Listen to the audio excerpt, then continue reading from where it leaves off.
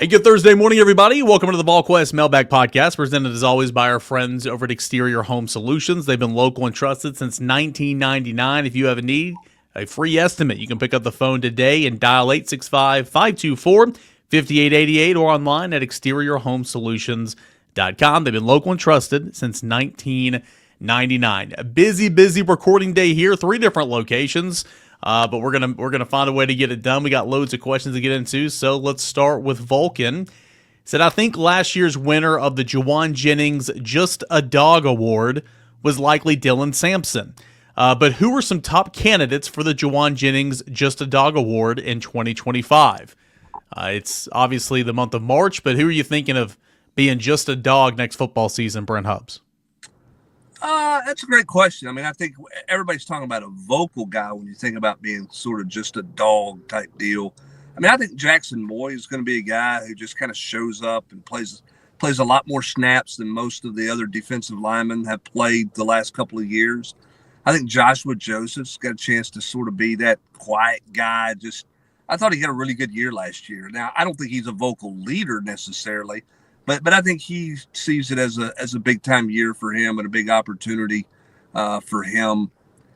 Part of me thinks one of these offensive guard transfers is going to be. I mean, maybe it's because Nico said that today, Eric. You know, when he was talking about, or said it on Wednesday when he was talking about Wendell Moy. But maybe that's Wendell Moy, just kind of quiet, but just got a little dog in him. So we'll see. Yeah, I think that's a good one. Wendell Moy, just a guy that goes about his business and. He's played a whole lot of football. Grant, anybody else that kind of jump out at you is, I think Dylan Sampson is certainly that guy from this past year. I would agree with the poster. I was going to cop out and say I think in respect to Jauan Jennings, you got to see a little bit more to start throwing some names around. You got to get farther down the road before somebody could earn such an elite status. Yeah, I would agree with that. I don't think that's a cop out. I think that's more accurate than speculating and guessing a bunch of names like I did. I like the names you threw out there, though. I'll say that. We'll go next to Mphsvol. Who is coaching first base this year, and is Parker Serrano still coaching here? Yeah, Parker Serrano is still here. He is a student assistant. Tony Vitello went out, and when Richard Jackson stepped away, he went out and brought back Ross Kivitz, who is assistant coaching staff. He is that third paid assistant, and Ross Kivitz is the one coaching first base. But Parker Serrano, who coached first base last year, still on the staff, still very involved. He is a student assistant. By the way, big shout out to Parker's dad, Dave Serrano, former Vol coach, now at Johnson University. Huge weekend series win at home over Tennessee Wesleyan last week. Took 2 of 3 against the number 2 Golden Eagles in the NAIA ranks. Tennessee Wesleyan is always really good at baseball, at that level, so no doubt. Athrun's got a couple. First one, did anyone help their stock at Pro Day? Brent, you were on hand. You got to see a lot of Tennessee athletes go through. Anybody help their stock tremendously the other day? Well, I mean, I don't know tremendously, but I think Dylan Sampson helped himself for sure because he ran a sub 4.4 or a sub 4.5. Excuse me. I think that's what he had to do. He did show some solid hands. I don't think anybody was just going to jump off the page. That hadn't gone through. I don't think for all those offensive linemen out there, I don't think any of those guys were going to test out of the waters where somebody goes, oh, okay, they're, miles up the draft board type deal. So I don't know if anybody hurt themselves, but I don't know that anybody had a ton to gain. Dylan had a lot to lose if he didn't run well enough, and I thought he ran well enough. Grant, what is the best 2-seed draw for Tennessee in your opinion? Oh, boy. Can I answer this on Saturday if Tennessee plays Auburn again in the SEC? Got to answer it now. No. I mean, I'm still stunned by how Tennessee played at Auburn and how well they played at Auburn and how they limited a really, really, really good Auburn basketball team, a really good offensive team. So based on what we've seen in that one matchup, maybe Auburn. But, Duke's the ACC is bad, awful, historically bad. But they're beating people by 30, 35, it seems like, every single night. Now, that's subject to change the ACC tournament. We'll see what they look like. But Cooper Flagg's the best player in the country, the best two-way player in the country. He's got elite defensive numbers, elite offensive numbers. They would be tough to face. Houston, tempo-wise, is pretty similar. Defensive-wise, pretty similar. Physicality, all that stuff. But their offensive numbers are elite, despite how slow they play. The efficiency numbers are elite. So that would be tough. And then Florida, obviously, it's who knows what Florida looks like. They could beat them by 30 in Gainesville. They could lose by 20 in Knoxville against 7 scholarship guys. So on that given night, who knows? But I would probably lean Houston and Auburn just based on style and kind of what we've seen, style with Houston, and then what we've seen with Auburn so far. Grant, do you put any stock into Duke having not played close games, and how would they react if they got into a tight game? Because their last close game they played, I guess, was Clemson at Clemson, which they lost that game. Now, it's a credit to them that they haven't been in close games, but they also haven't played great competition.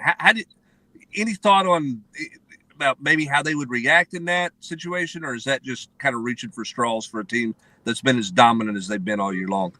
No, I don't think it's a reach. I don't think it's a reach when people say losses late in the year help you kind of prepare for the tournament and help you kind of reset and all that stuff. I don't know what Duke's win total numbers are over the last 3 weeks or so, but I know they blitzed the ACC for the last couple of months. So I do think once it gets to March, it's a different atmosphere, it's a different feeling, it's a different nerves, it's different tension, all that stuff. So I do think that when you're winning by 30, 35 in conference play against a bad ACC field, that can be different. Now, the difference maker for Duke, they've had some early exits in the past. The difference maker is Cooper Flagg and how good he is.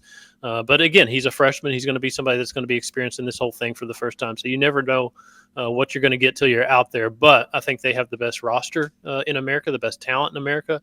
And right now they look like it, but we'll see what they look like in a couple weeks. Where do we stand right now with five-star wide receiver Tristan Keys after the visit? Brent, I know Austin feels good about the visit. So does Matt. It feels like Tennessee is in as good a position right now as it can be, but knowing that it's not over.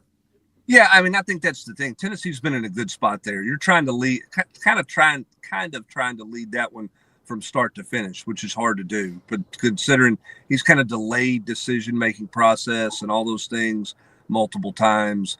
You got to get him back. He's going to take some other visits. I don't think this last visit was enough. You're going to have to get him back in town, which you will, in June for a visit. I think his relationship with Faison Brandon is important. I think they're about as good as they can be right now. They've had him on campus a good number of times. It was nice to get him here for multiple days, a lot of one-on-one time, which I think was very beneficial for Tennessee.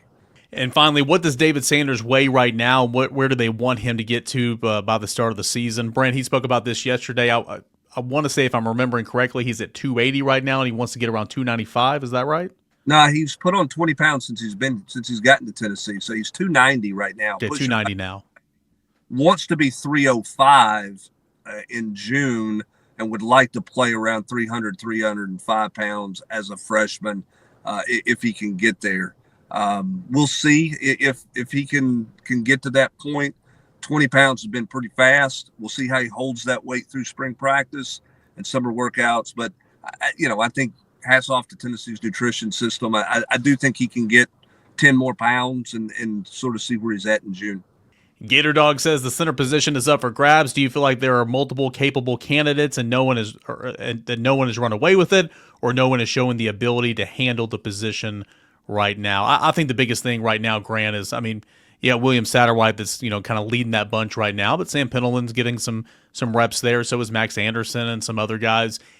You're just coming off your first padded practice, so we don't know anything right now. So I think it's unfair to say nobody is taking control of it or there's not viable candidates right now. I just think that you approach this thing like William Satterwhite has the edge, but it's far from over. But in speaking with people already earlier this week and the players and their media appearances, they refer to Satterwhite as kind of being that guy right now, but certainly he's not, locked it down by any stretch of the imagination. We're 3 practices in the spring, right? You got candidates, but have those candidates really have a chance, have had an opportunity, a legit opportunity to take over any position on the field, especially center? I think you have candidates, and it's way too early to do anything in terms of definitively name one over the other or whatever. It's you have those candidates, and it's just really early on.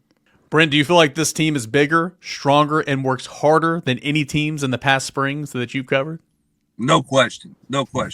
That's exactly who they are. No, I do think this team physically looks better. I think this is a continuation of what they've done in recruiting. And I do think the eyeball test on this team is pretty good right now. What they turn into, where their leadership evolves into, what changes they make offensively. There's lots of questions that you would have, but I don't think that you look at them and go, man, there's a bunch of sack of potatoes running around. Like, they're big on the offensive line. They're inexperienced, but they're big. They don't lack for arm length and girth and size and that type of thing. They look pretty good at the receiver position physically. We just don't know what they can do yet. So I think their eyeball test is pretty good right now. David Keith fan, are the baseball renovations expected to be finished by first pitch of 2026?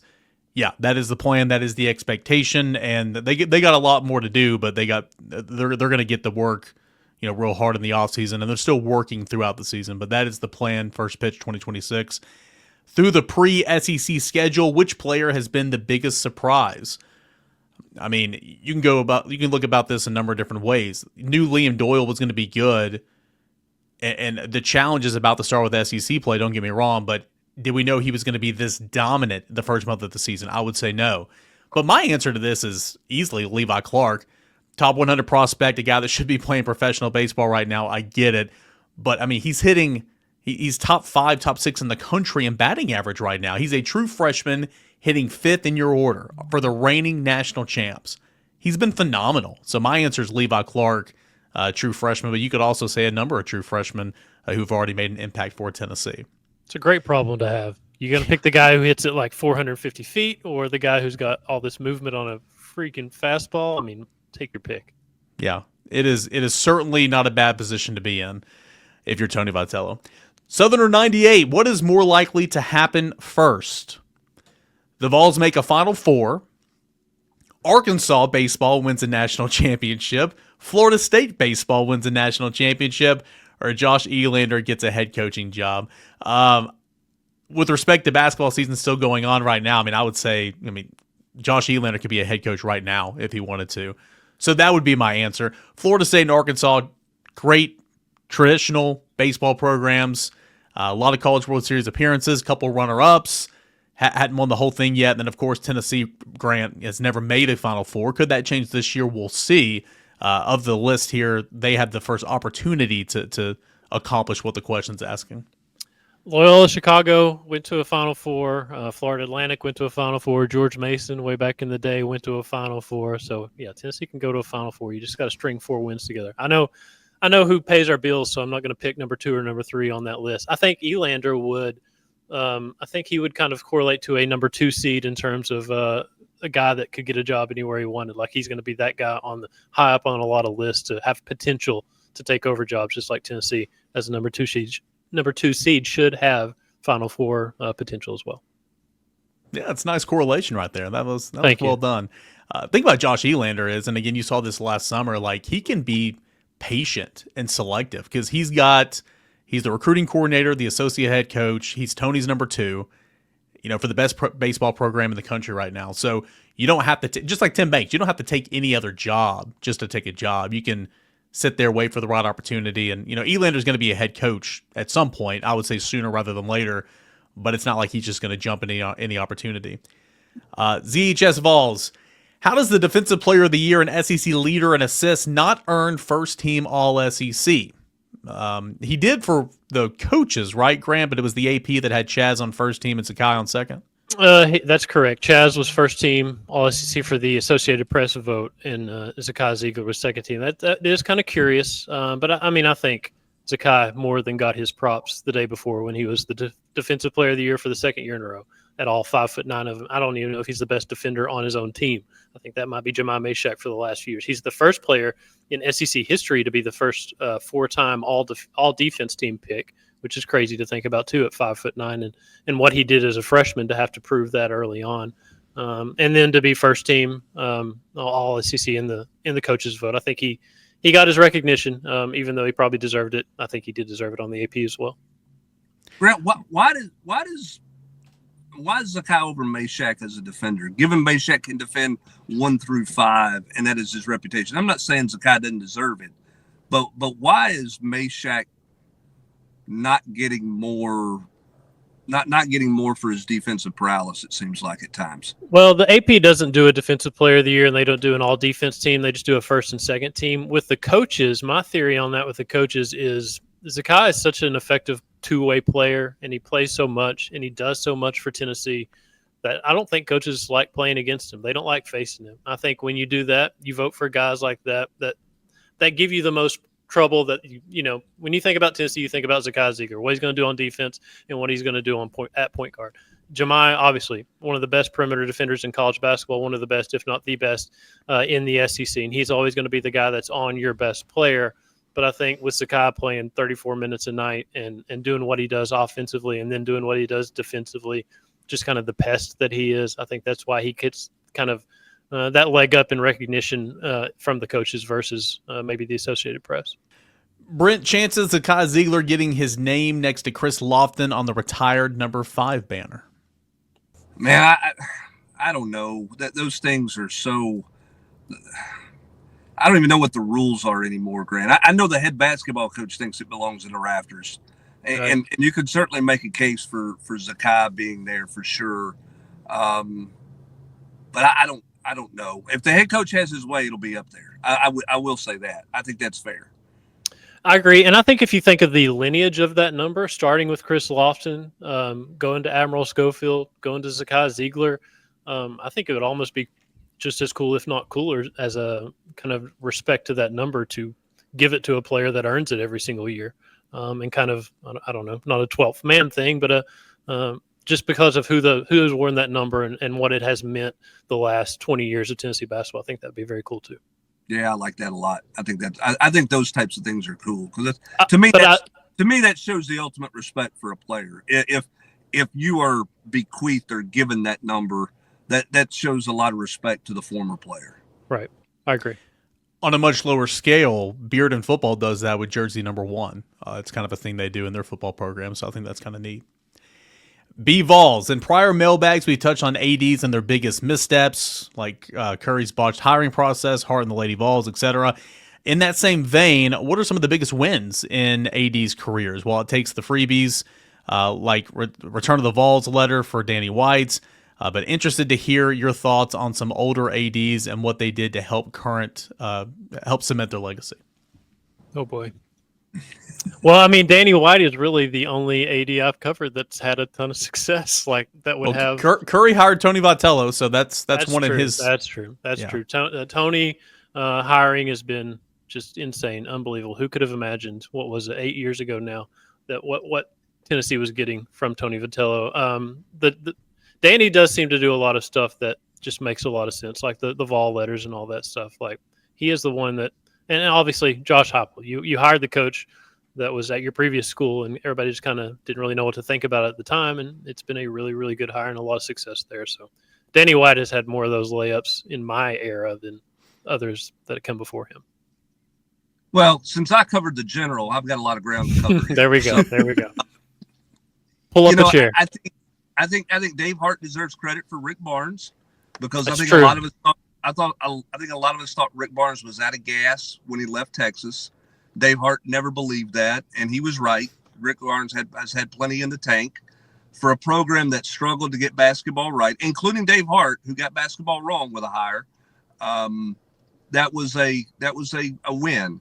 Mike Hamilton, God rest his soul, probably for as much bashing as he gets for where football went to, he should get credit for what he did for Tennessee basketball.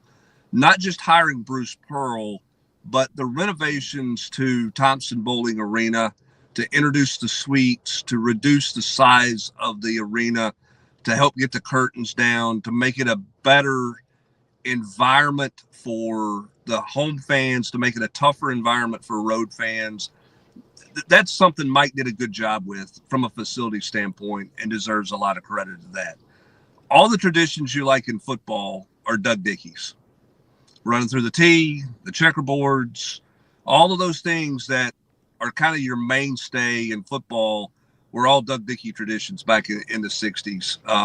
So, I mean, I think I don't know if there's one, great move, but I think each individual AD that's come through here has had plenty of missteps, but they've also hit on something that's left their legacy there beyond just building a building. When you talk about the Curry hire of Vitello, Dave Hart, Rick Barnes, Bruce Pearl by Mike Hamilton, and obviously what Coach Dickey did to navigate football through the 90s, in addition to the traditions he brought as a coach before he was an AD back in the 60s.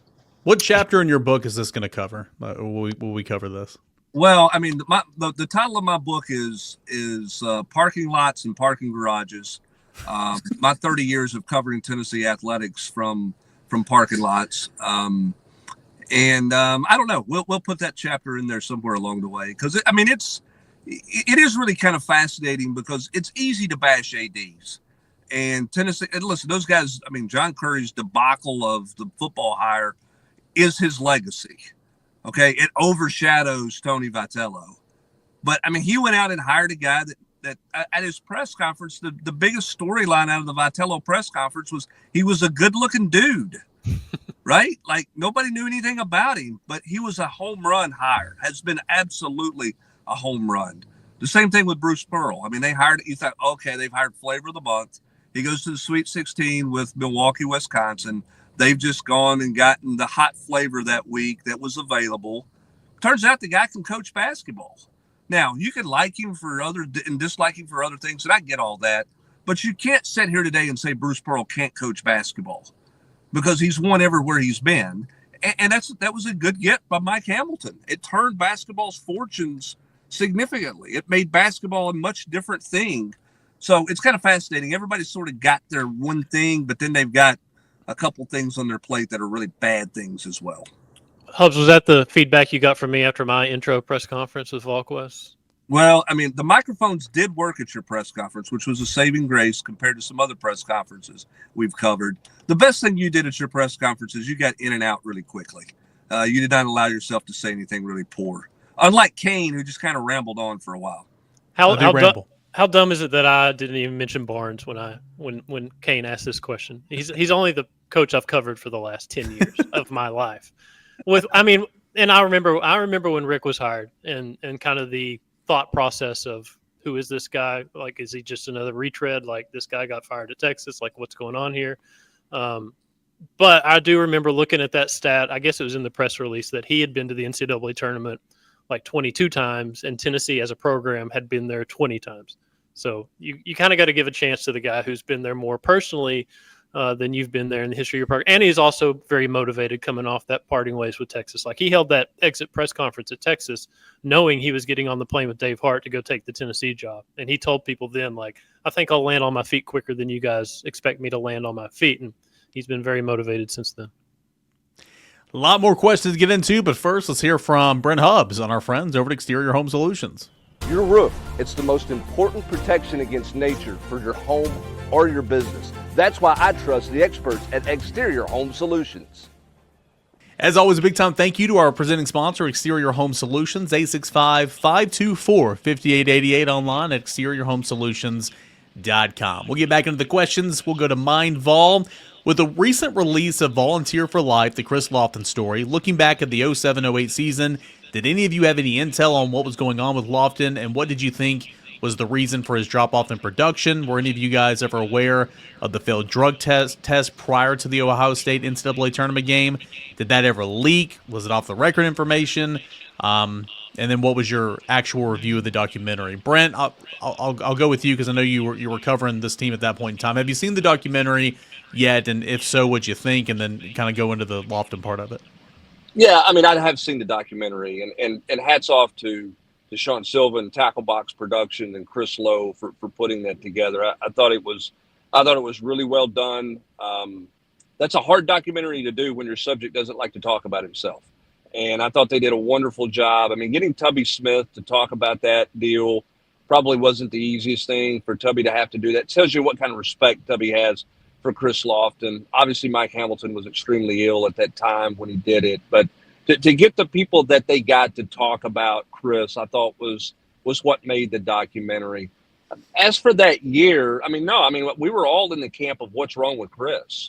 Not that he had cancer, that he was sick, but something was off because he wasn't playing particularly well and he wasn't scoring the basketball. He was missing shots that you normally see him make. And so it didn't feel right.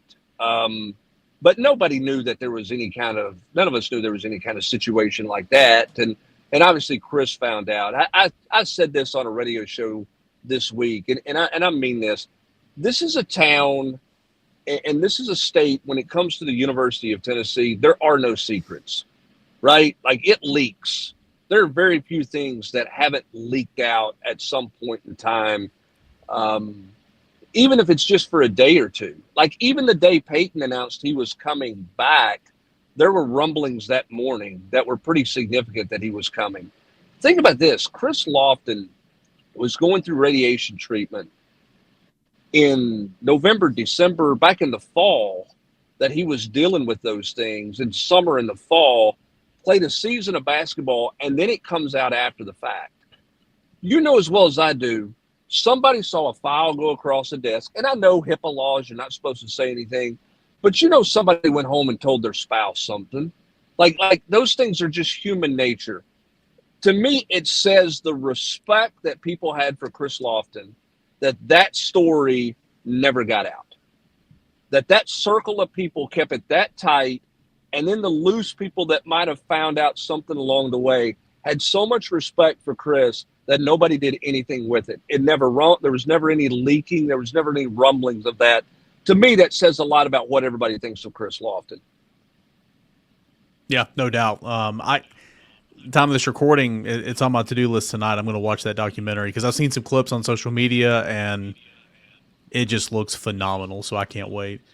We'll go now to ImissDenariusMoore. If you were to call your shot Babe Ruth style, and yes, I do know who Babe Ruth is, for a UT sport, what would it be? Top 3 recruiting class, Final Four in basketball this year, or college football playoff again for football? What's your fearless prediction in March? Grant Ramey, top 3 recruiting, Final Four, or CFP?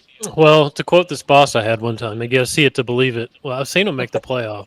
I think they could make it again. I think maybe home playoff game would be the next question. Can they do that? I think that would be the next rung to step up on the ladder.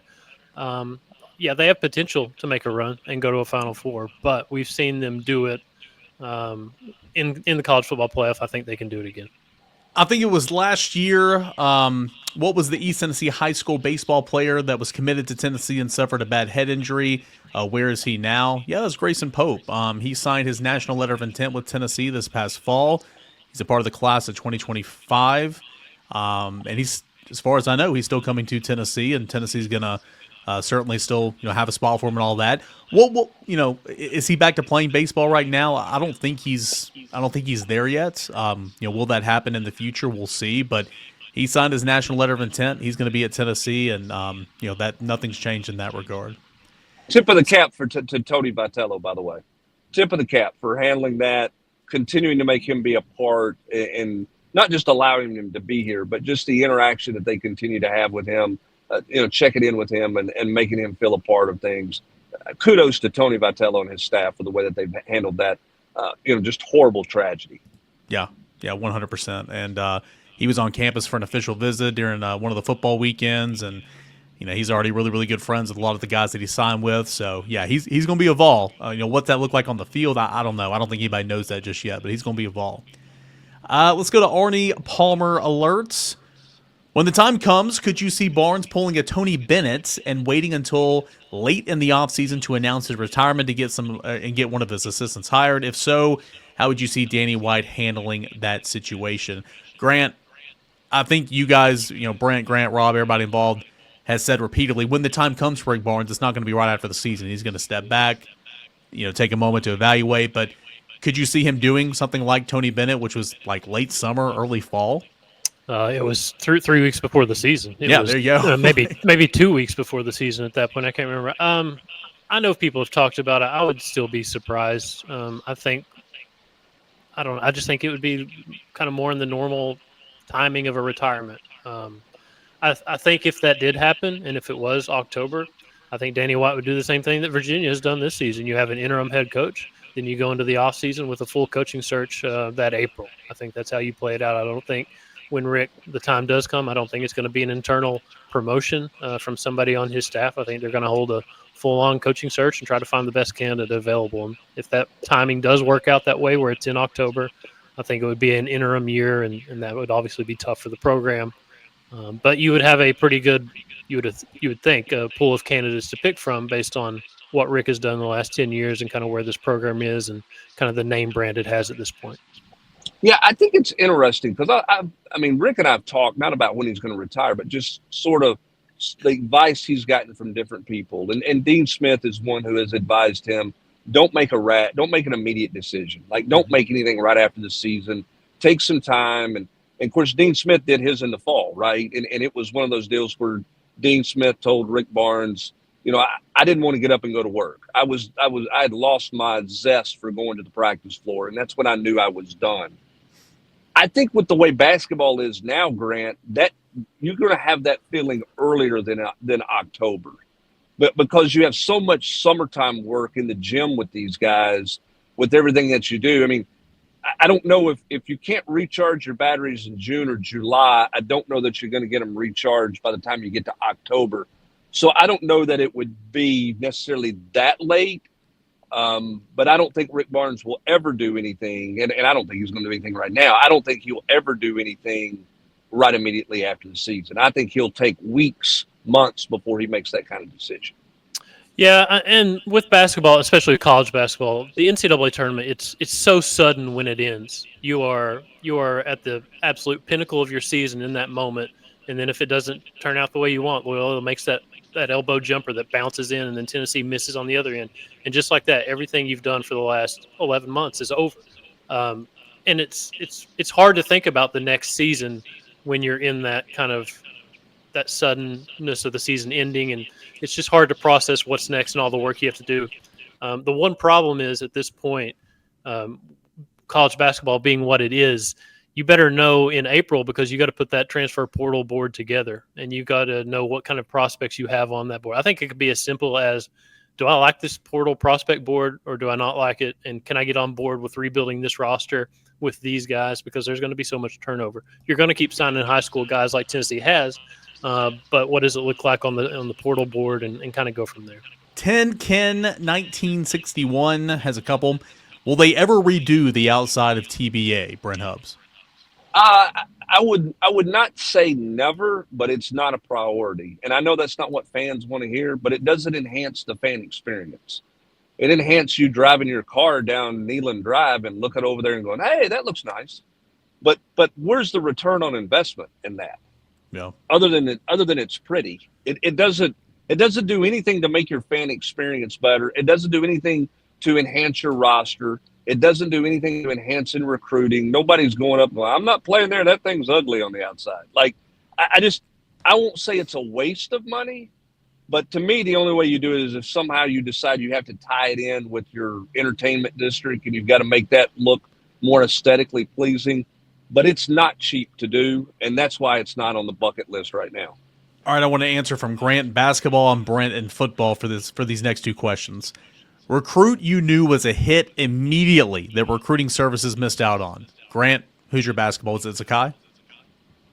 Oh, I can't say immediately. I knew we started hearing about him in August. It's not something I knew immediately, but something we started to hear that this guy is legit. This guy's going to play on this basketball team as a freshman. He's going to make an impact. He's not just going to be some guy that averages 5 minutes at the end of the bench or somebody that you plan to redshirt or try to redshirt.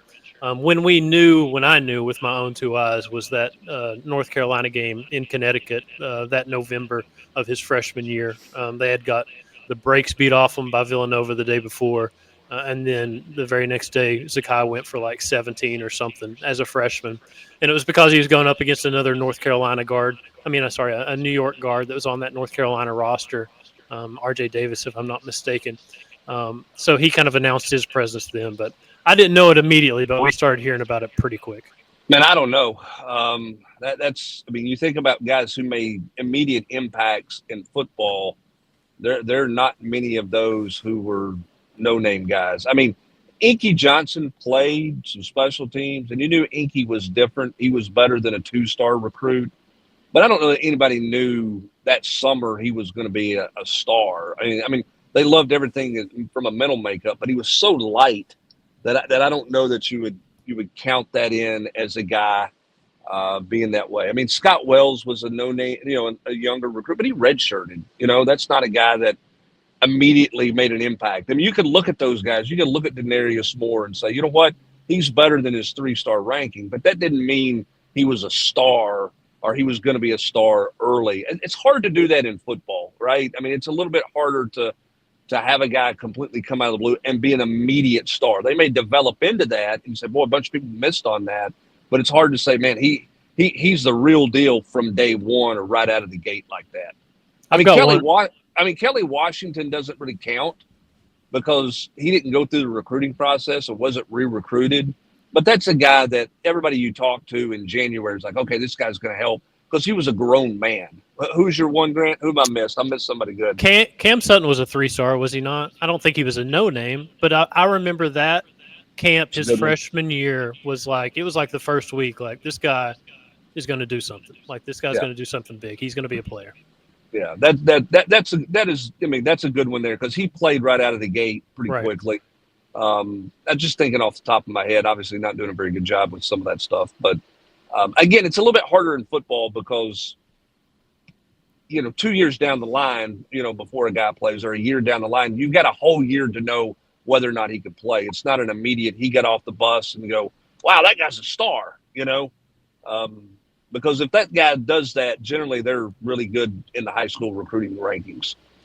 And I think it's easier to know the inverse of that. And, we don't have to mention names here. I mean, you can go down and look at the recruiting rankings and the signed classes from the last couple of years, and you guys can pick out a dozen or so, throughout the last, decade or so. But, knowing that a recruit that's highly ranked that you're just like, you know what, and covering recruiting, conversations with the kid, the family, it's like, that kid ain't going to make it. You just know. So, I feel like it's easier to know the inverse of that, Brent, than kind of what we just talked about. Yeah, I mean, probably it is. I mean, I remember Tennessee took a 5-star transfer from Florida State and a guy named Kenny O'Neal at receiver. And everybody you talked to was like, man, he's got all the talent, but I don't know. It just never translated into anything that way. Of course, Brian Darden was the rage of the age, and it didn't translate here. What's interesting about Brian Darden is there were a couple of recruiting services that wanted to evaluate him as a DB instead of a running back, and actually would have been a better DB in college than he would have been running back because he just wasn't big enough there. And there's a lot of drama surrounding Brian Darden that you had a pretty good feeling in that fall camp that one was going to have a hard time ever living up to any hype surrounding him. But yeah, I mean, it's probably easier to find those guys than it is to say a guy who you knew from day one he was going to be a superstar when nobody else did. One bold general prediction for the NCAA tournament, Grant. It could be Tennessee related or not. Back to the Elite Eight. Is that bold enough? Is that? Yeah. I don't know. They went to the Elite Eight last year. I mean, you look at the defensive numbers. They're number 1 in KenPom. You look at the offensive numbers. Right now, they're number 22, which is as high as they've been since the 2019 team was a top 5 offense, and that team was in the 40s, I think, on defense. So analytically, you look at this team. They should be a second weekend team, and that's always kind of the baseline. Like, get to the second weekend and see what happens. Obviously, the second round is always usually pretty tough, but I think this team could make a run that last year's team made because we've seen them answer the bell the way last year's team did in terms of winning basketball games and being in the contention for a number 1 seed. We got 3 more. Let's hit on. Let's do a little rapid fire here. The ADaug. How do teammates typically respond to when a player threatens to transfer to get more NIL money? Is it a rising tide lifts the all boats situation, or is it animosity or jealousy? It's a very good question, and I don't think it's the same in every single locker room. Maybe it alters in different locker rooms, Brent, but I mean, for the most part, at least in the public image, it's all, well, even when the guys leave and transfer, it's, we support them, they got to do what's best for them. It's all love, but I think a lot of the times it's kind of a rising boat situation, right? Well, I think everybody understands you got to go get yours. And I think that's kind of the mentality that some people have. And is, listen, we live in a world that's really small now. It's not like if somebody goes, hours away, you're never going to see them or talk to them again. You can FaceTime, Snapchat, you can do all those things, and stay in communication with people. So I think it's more of a situation where people are like, yeah, I don't blame him. He's got to go get what he can get because I've got to go get what I can get. Some would view that as selfish, but I think that's sort of the mentality that we are in today's sports world in the college game. I think it's the professional mentality, professional sport mentality of you don't worry about somebody else's money. Like, that's their thing. Like, go do, like, and it's not an answer that fans want to hear, but these players support their teammates that don't stick around. Like Tennessee, before they played Arkansas back in January, somebody tried to ask a question of Zakai or somebody about facing Jonas and all that stuff, and it's kind of like a gotcha question. And Zakai was like, "That's my brother. Like that's still my brother, regardless of what they." And the same, they support Cam Carr the same way. Like people probably don't want to hear that, but they keep supporting these guys regardless. Sam Smith, 22-33. Cain, Liam Peterson, and the Gators rolling the Rocky Top this weekend. What would your pitching plan be on Sunday? My pitching plan on Sunday would be start the freshman Tegan Coons, bring in Brandon Arvinson behind him. Dylan Lloyd would pitch on Sunday. It'd be kind of all hands on deck. But the three that I'm making sure pitch on Sunday are I would start Coons, Arvidsson, D. Lloyd, and then we'll see what happens with Snead. I mean, if you get to Saturday and you got a lead and you don't need Nate Snead, which again Tony said a couple weeks ago, by the time you get to game 2 of the series and you haven't thrown Nate Snead, it's kind of like, well, what are you doing? And I get that. But say you have game 2 kind of in control, save Nate Snead for Sunday and let him go 4 or 5 innings, kind of like you did last year. So that would kind of be my plan. But again, it's very TBA in terms of how he wants to do it. And I think a lot of that depends on. If Friday night goes according to plans, you have so many options for the next 2 days. But if Friday night doesn't go according to plan, maybe that changes some things.